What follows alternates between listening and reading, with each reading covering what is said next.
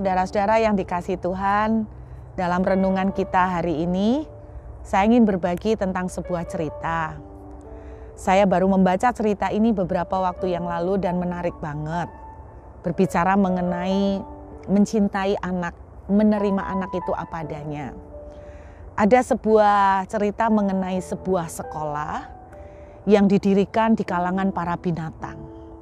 Jadi ada binatang-binatang ini kumpul berdialog dan mereka itu membuat sebuah sekolah yang bagus luar biasa dengan kurikulum yang sangat canggih dengan tujuan supaya anak-anak binatang yang sekolah di sekolah ini akan menjadi anak-anak binatang yang sangat superior dibandingkan dengan anak-anak binatang yang lain.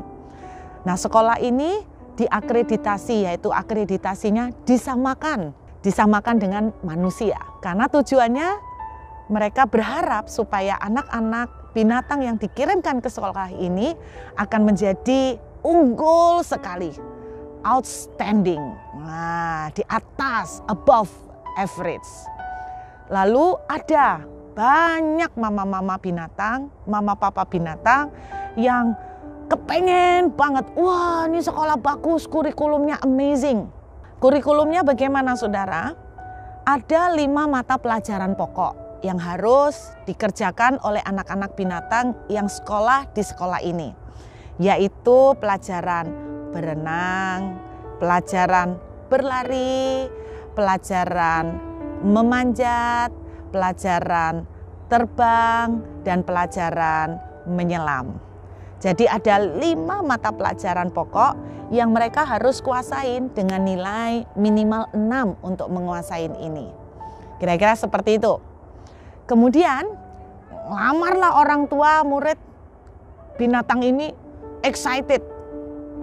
Dan karena kurikulumnya bagus, ya mahal lah sekolah ini. Wah, sampai dibela-belain deh. Pokoknya anak-anaknya dikirimkan ke sana untuk sekolah karena mereka berharap anak-anak mereka akan menjadi unggul di atas rata-rata. Dikirimkanlah anak elang. Wah, kemudian dikirimkan juga anak bebek. Dikirimkan juga anak katak. Lalu anak tupai dan anak rusa. Wah, orang tua ini happy banget. Dan mereka berharap bahwa anak-anak mereka akan menjadi jauh lebih hebat daripada mereka. Ketika mereka mulai masuk sekolah, kita bisa menebak. Ternyata si elang sangat unggul, menonjol di dalam pelajaran terbang. Wah, tidak ada yang mengalahkan saudara. Dia terbangnya bukan cuma sekedar terbang, tapi meliuk-liuk, hebat. Pokoknya top banget, superior dia di situ. Kemudian anak katak. Wah, hebat banget, keluar masuk air, menyelam. Hebat banget nih katak. Kemudian anak bebek, hebat banget di dalam berenang. Bukan sekedar berenang, tapi berenang dengan gaya yang indah dan dia menguasai semua kolam di situ. Kemudian anak tupai, wah hebat banget di dalam pelajaran memanjat. Tidak bisa terkalahkan oleh murid-murid yang lain.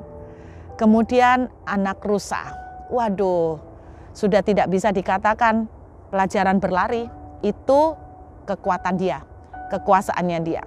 Dia bisa berlari dengan kencang. Persoalan mulai terjadi. Kekacauan mulai muncul. Ketika apa? Masing-masing binatang ini berusaha untuk menguasai kemampuan-kemampuan yang lain. Si elang, dia hebat dalam terbang. Tetapi ketika dia mulai belajar berenang, saudara, waduh dia setengah mati. Dia sudah belain belajar sampai begadangan. Malam-malam kurang istirahat.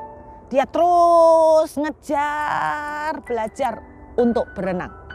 Hasilnya bukannya bisa berenang, malah beberapa kali dia pingsan karena kekurangan nafas.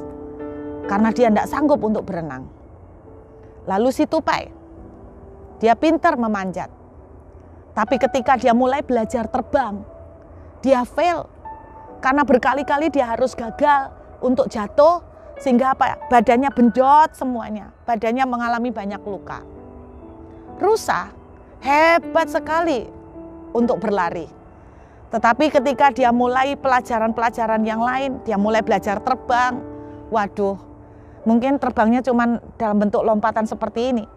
Tapi ketika dia mulai belajar terbang lebih tinggi, benjot semua, jatuh, bebek, dia bisa terbang sedikit. Dia lumayan lah bisa terbang sedikit. Terus kemudian dia belajar untuk lari, dia bisa belajar untuk lari.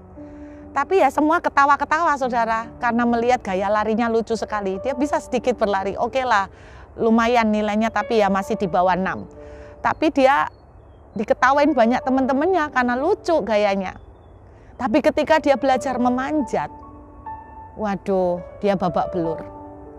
Sehingga akhirnya pada akhir semester tidak ada satupun dari murid ini lulus.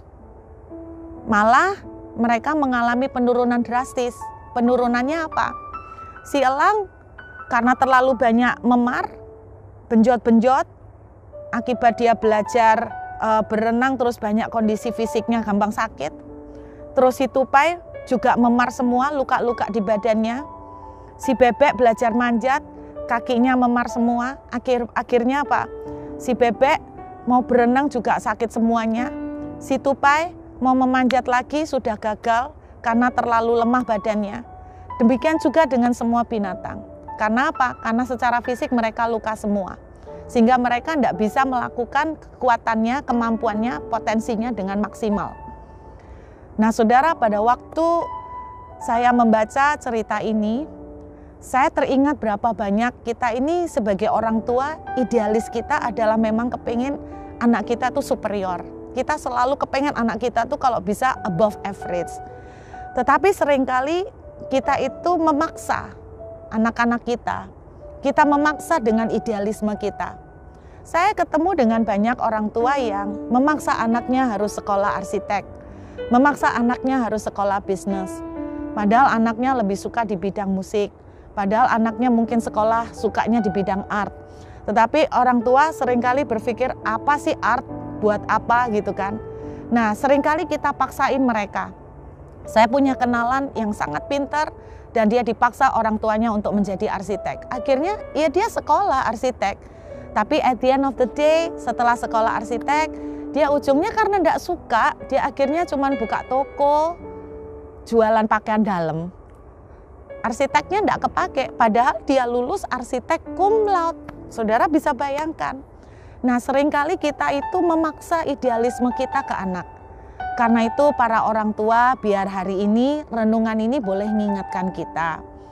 Mencintai anak apa adanya itu berbicara mengenai bahwa kita harus belajar untuk menghargai dan memberi mereka kesempatan untuk berkembang penuh di dalam potensi yang mereka punya. Kalau memang mereka bisa terbang, mari kita istilahnya support mereka.